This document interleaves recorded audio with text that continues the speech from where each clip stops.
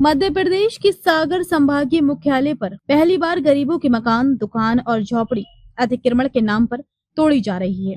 ऐसी बात नहीं है, यहाँ ये नजारे लगभग 50 वर्षों से आज भी नालों, सड़कों और सरकारी जमीनों पर होते कब्जे निरंतर देखे जा सकते हैं।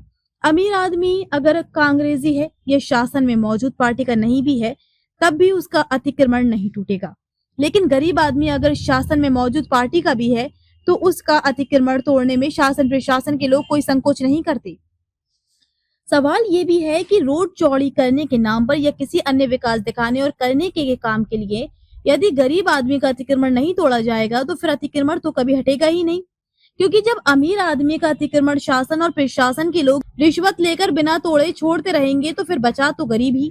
गरीब के पेट पर कभी भी लात मार दो कोई फर्क नहीं पड़ता, क्योंकि गरीब के साथ कोई पार्टी या संगठन खड़ा नहीं होता और वह न्यायालय से भी अवैध रूप से अतिक्रमण हटाने के खिलाफ स्थगन या स्टे नहीं ला सकता।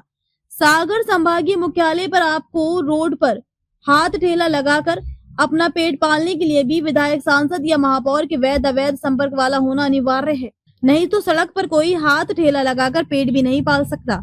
यदि कोई ऐसा करता है तो विधायक, सांसद या महापौर से संबंधित लोग डरा धमकाकर मारपीट करके उसके हाथ ठेले को हटवा देते हैं।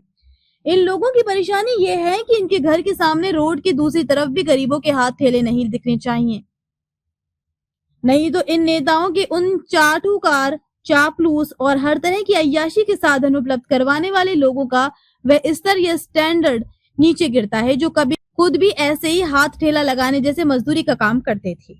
ये बात भी है कि विधायक, सांसद और महापौर तक ऐसी छोटी मोटी बातों की शिकायत पहुंचती ही नहीं है, क्योंकि हाथ ठेला लगाकर दुकान चलाने वाला अमीर तो होता नहीं है, और यदि वह किसी विधायक, सांसद या महापौर के संपर्क में होता तो फिर उसका हाथ ठेला हटाता ही कौन। जनता को भी अब ये बात पक्की कर लेनी चाहिए कि यदि आपका अतिक्रमण हट रहा है तो आप या तो गरीब हो या फिर आपके पास शासन में बैठे नेताओं की सिफारिश नहीं है। कांग्रेस, भाजपा, राष्ट्रीय स्वयंसेवक संघ सब छलावा है। गरीब और अमीर का भेदभाव अकेले सागर में नहीं है, पूरे विश्व में है।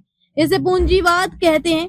इसलिए हर आदमी आज के युग में अमीर बनना चाहता है ताकि उसके और उसके परिवार के पेट पर जब चाहे कोई भी शासन प्रशासन का आदमी लात ना मार सके, बिना उसके घर परिवार की मजबूरी जाने बिना, ऐसा सूत्र बता रहे हैं।